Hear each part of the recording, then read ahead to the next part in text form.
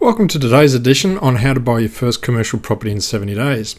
And today we're going to talk about shortlisting your properties. If you're a good student, and I never really was accused of being a good student, and you followed the instructions from yesterday's, you should have about 10 commercial properties that you've gone through and searched and thought, these could be the one that I'm looking for. Now, hands up those who have got a list and there's way more than 10. It's like when you go into your online shopping basket and you say, oh wow, look at all those products and all that money, gonna have to cut that down a bit. Alright, so the first thing we're going to do is cull that list to a more reasonable and manageable number. We're going to have a quick reality check on that, and then we're going to finish off with having a look at what to do with probably the three that we have finalised at the end of this day's session. I'm just going to share a quick story with you. I used to be a recruitment manager, and my team would have a look at hundreds and hundreds of resumes. That's just what we did pretty well most of the time, having a look at applicants who are applying for the jobs that we had. And what would happen is I'd get a new recruit, and they'd sit down and they'd go through culling all the resumes, and they'd start off with 100, and I'd come up about an hour later and see how they're going, and they'd have 80 left. And I go, you're just not going to get very far with this. And quite often we could have that situation when we're looking for commercial properties. If you're not brutal, you can say, wow, everything looks great. Yeah, this one could be an option. Or this one could be an option. Or might get rid of that one. But yeah, or this one could be an option. This one could be an option. And suddenly you've got a basket that's just way too big. So how do you logically attack that? And this is what I explained to my team. I said, you get your first resume that you find is okay. It could even be fantastic, but it's one that says, okay, this is one that we're going to shortlist. And then you have a look at the next one. If that next one is not better than the one that you've already shortlisted, then discard it. That's the brutal truth. And do the same with a property. If you've got one that looks like it's okay, and then you look at the next one, and it's not as good as, then don't shortlist it, even if it would normally hit your criteria. But instead, look for others that are better. And it may take you 5 or 6 and then say, oh yeah, this one's probably better than the one that I had. And suddenly you've got 2. And what happens is by the time you've gone through 100 properties, you'll find that the 5 properties that you've got, each one is dramatically better. And that's the criteria I want you to do when you're colouring your selection list. So the first things to have a look at once you've got your short list is just have a quick reality check. Make sure that they're the type of building that you're looking for. You may have already started looking for, say, a retail, and you've gone and got a couple of retail, and then there's a couple of light commercial in there. If you've got a selection criteria that's a bit difficult and you've only got like 2 or 3 candidates, okay, then keep that one in there. But if you've got like 10 candidates, and you've done your homework, that was the magic number we look for, then drop those ones off. The ones that don't fit the initial type that you're looking for. Even though I said make sure you've got a plan B, you only use the plan B if your plan A isn't working. If you've got enough retail clients or retail prospects to look for, then get rid of the light commercial ones. Similarly, have a look at the area. If you've got a particular area that you may have Blacktown in New South Wales, for argument's sake, and they're in that section, good, keep them. If you've got a couple that have snuck out to Parramatta or Rooty Hill or Penrith, then just discard those ones. That's the quick reality check, and that will usually get rid of 2 or 3 or even 20 or 30% depending on the volume that you've got. Now, I'm going to run some numbers by you. Now, don't panic, because numbers with me are very simple. I dropped out of mathematics in high school when they started converting numbers to letters. Like when they started saying a squared plus b squared equals c squared, what is d squared? I just checked out. I wasn't interested, even though I spent 2 years trying to work out the area under a curve. The things they do to kids at school, if you knew what your kids were having to go through at school, you wouldn't be sending them there. So what you want to do is have some very simple numbers. Now, I don't go through numbers too much because I am assuming that you're using an accountant or a financial advisor. They will help guide you to make sure that you buy something that suits the criteria.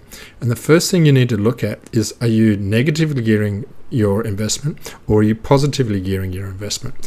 What that means is, are you going to be putting money in at the end of each month and claiming it as a tax loss? Perhaps you've got a high income job that you're looking to reduce the tax a little bit, and this is a good way to do it. Or are you looking for a positive cash flow? You want money coming into your bank each month. This is particularly important if you're looking to borrow for your property, and you really need to make sure you're close to your accountant and your banker.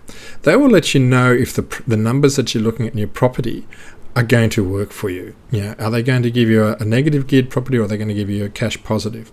That's why I don't do too much in the numbers, because you've got a support team to this is probably a really good time for me to make my solicitors happy and say, look, this is not financial advice. I'm not a financial advisor. I'm just helping you buy commercial property.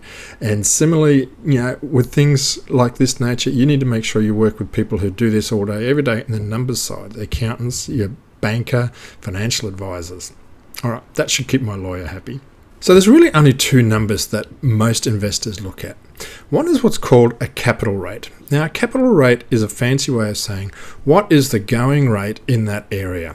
Now, you will find that there's a range of capital rates. And if you're looking at Blacktown, what is the average return for a commercial building in Blacktown? And you'll find a range, but they'll be pretty close. And for argument's sake, you may be looking at anywhere between 4 to 4.5%.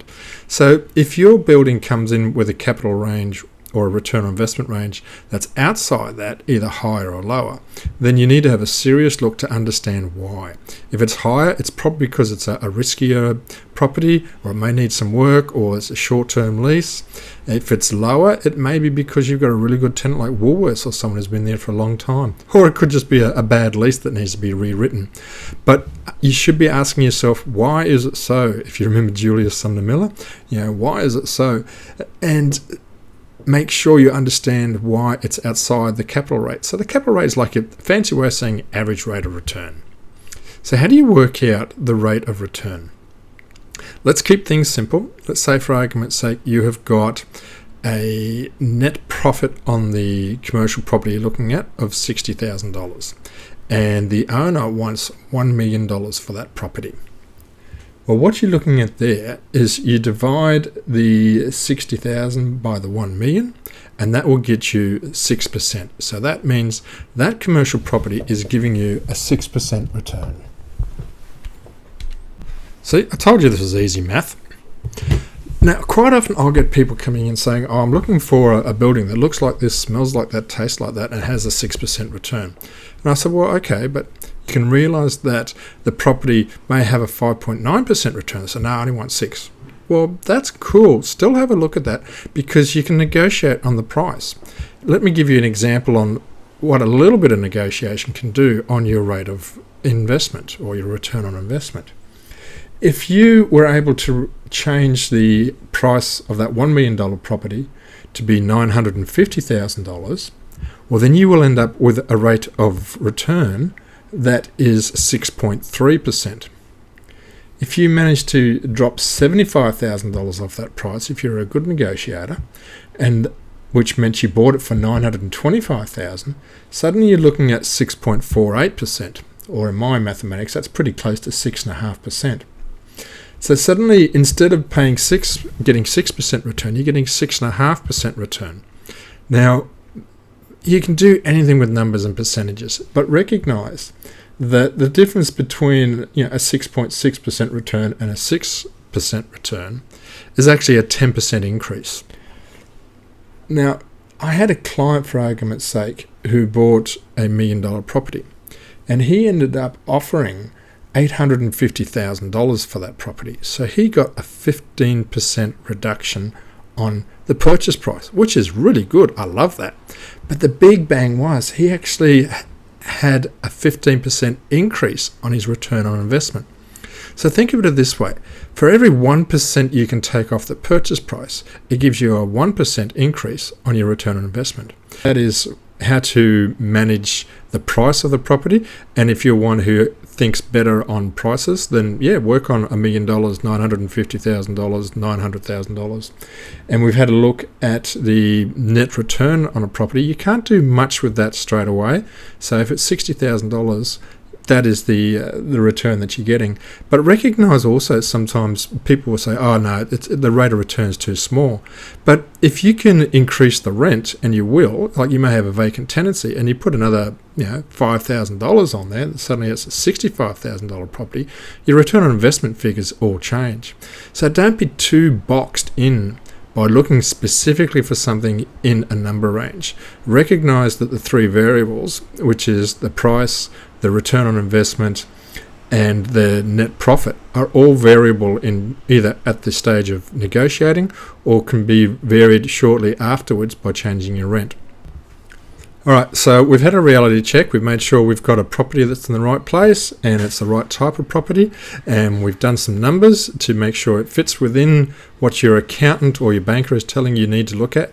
And quite often that's why I work on budgeted figures. So if your banker says you got $1 million and you work on $1 million, and if you can get a property under $1 million, then even better. Remember, don't max yourself out, and make sure you watch the video that we had that talked about the spreadsheets that showed you how much money you actually get from your loan.